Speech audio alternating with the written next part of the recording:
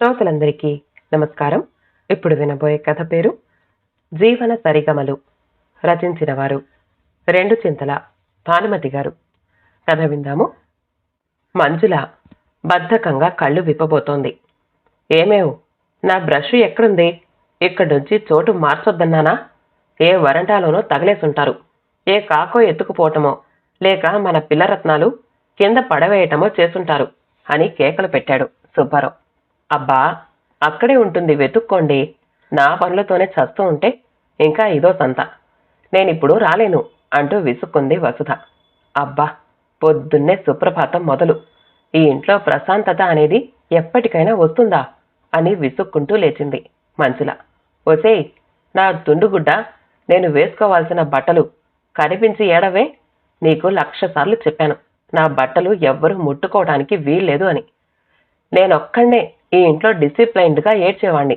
నా వస్తువుల జోలికొస్తే ఊరుకునేది లేదు అని కస్సుమన్నాడు సుబ్బారావు. చూడండి, మీ రామాయణం వినటానికి ఎవ్వరూ సిద్ధంగా లేరు. పని మనిషిని, వంట మనిషిని అన్నీ నేనే. ఈ ఇంటెడు చాకరీ చేయలేక చస్తున్నాను. ఇటు పుల్ల తీసి అటు పెట్టే నాదుడు లేడు. రోజల్లా వండి వార్చటంతోనే సరిపోతోంది. వంట పని, ఇంటి పనితోనే సరిపోతోంది. అన్నీ నా ఒక్కదాని వల్ల కావటం లేదు. మీ పెద్ద కూతురు ఏమీ పట్టనట్టు ఉంటుంది. ఇక రెండోది, మూడోవాడు సరే సరి, రోజల్లా కొట్టుకోవటంతోనే సరి. నేను ఎవ్వరి కంప్లైంట్లు వినడానికి సిద్ధంగా లేను.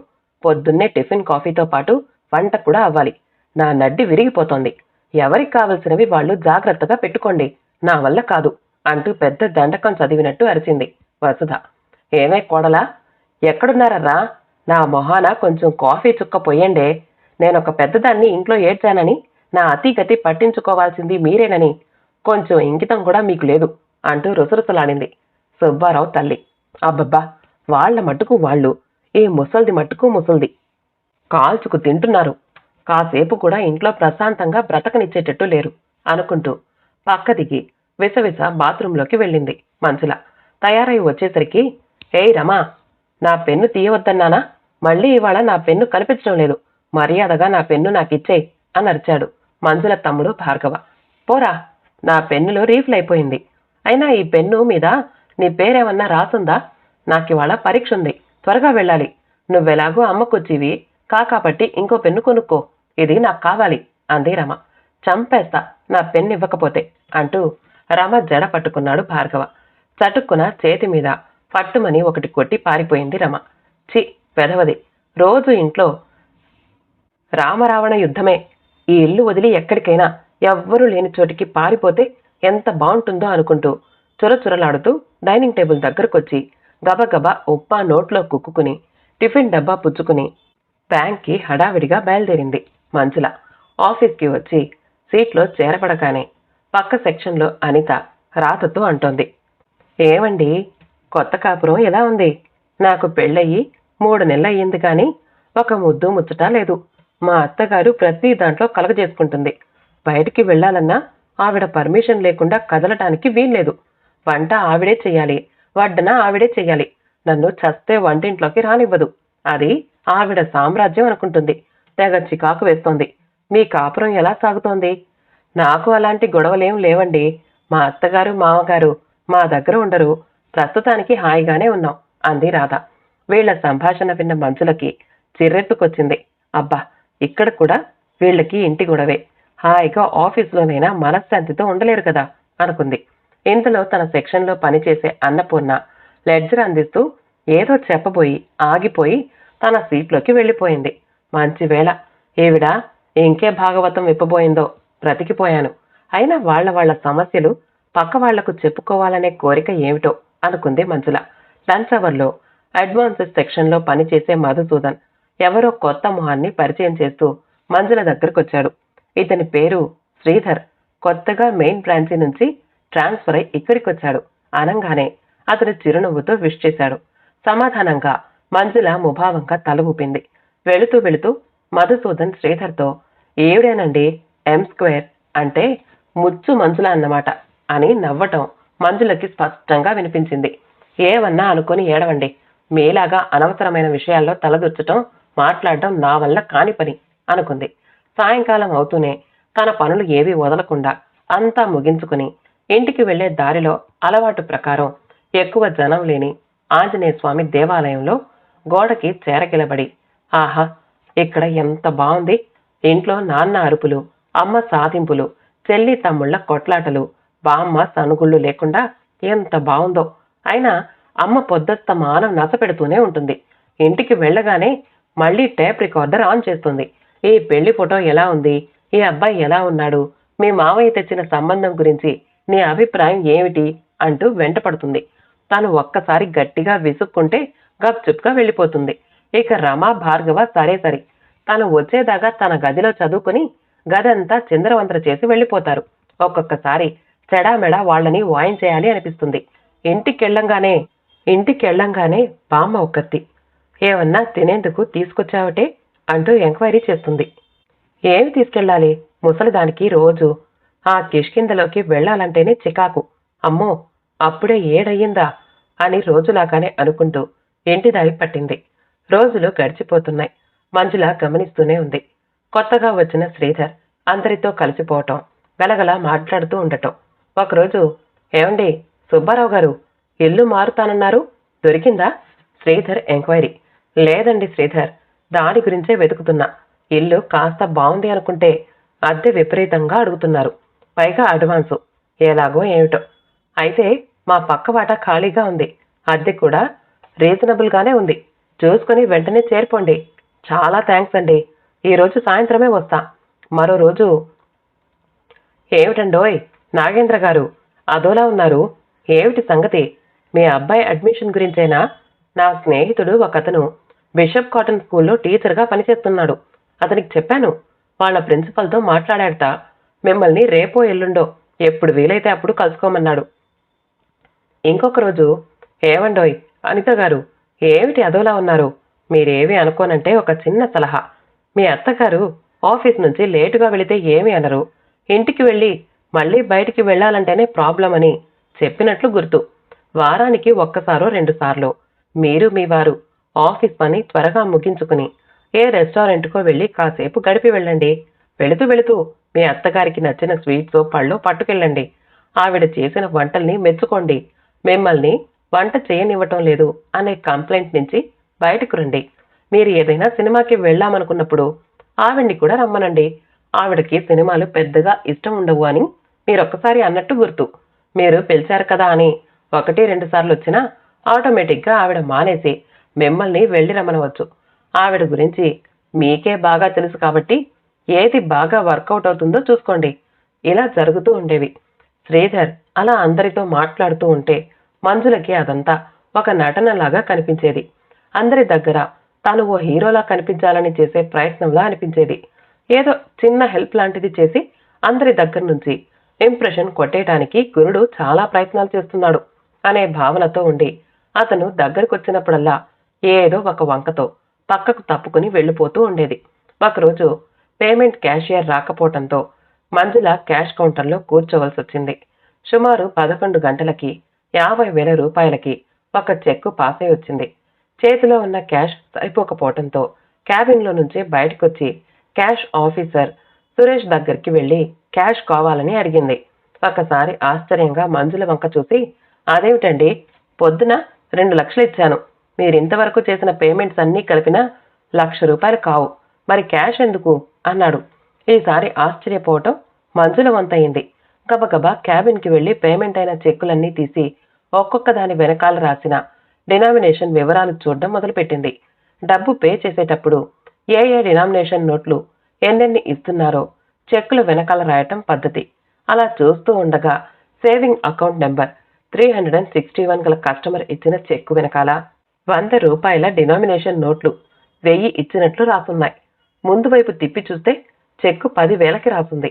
అంటే 10,000 పేమెంట్ చేయడానికి బదులు 1,00,000 రూపాయలు చేసిందన్నమాట.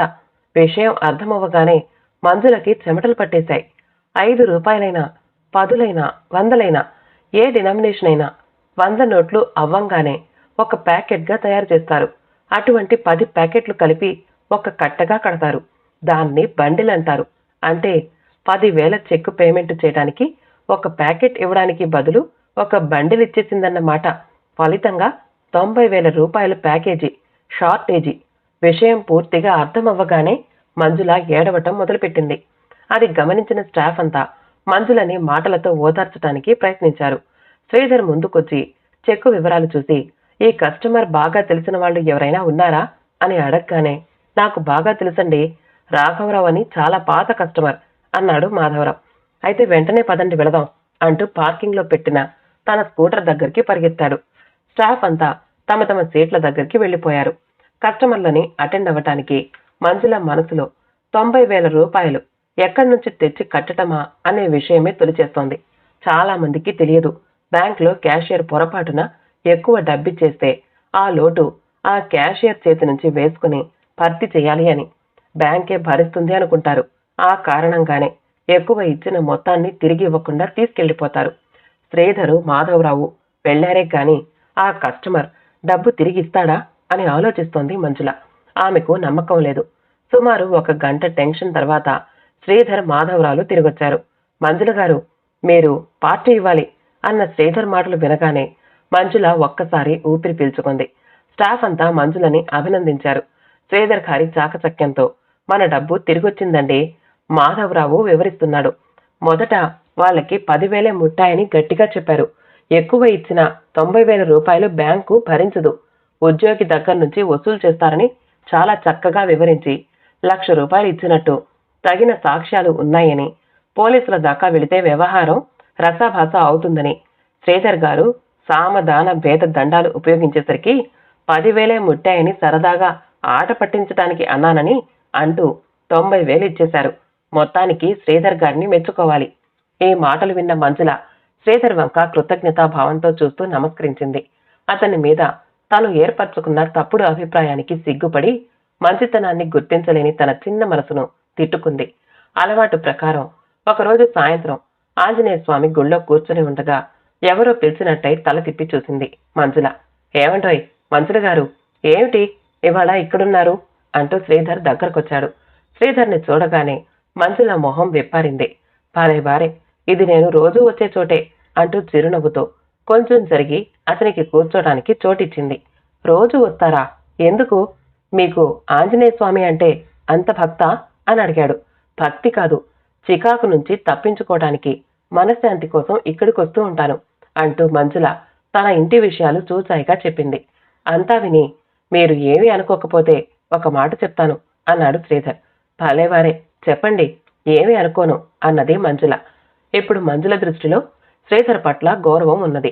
చెప్పటం మొదలుపెట్టాడు శ్రీధర్. నేను తప్పో రైటో తెలియదు కానీ ప్రశాంతత అనేది మన మనసు తాలూకు స్థితిని బట్టి ఉంటుంది. మనసు ప్రశాంతంగా ఉందనుకోండి, బయట ఎంత గోలగా ఉన్నా మనం హాయిగా ఉంటాం. మనసు అల్లకల్లోలంగా ఉంటే ఆలోచనలు కందిరీగల్లా చుట్టుముట్టి మన చుట్టూ వాతావరణం ఎంత ప్రశాంతంగా ఉన్నా మనం సుఖంగా ఉండలేం.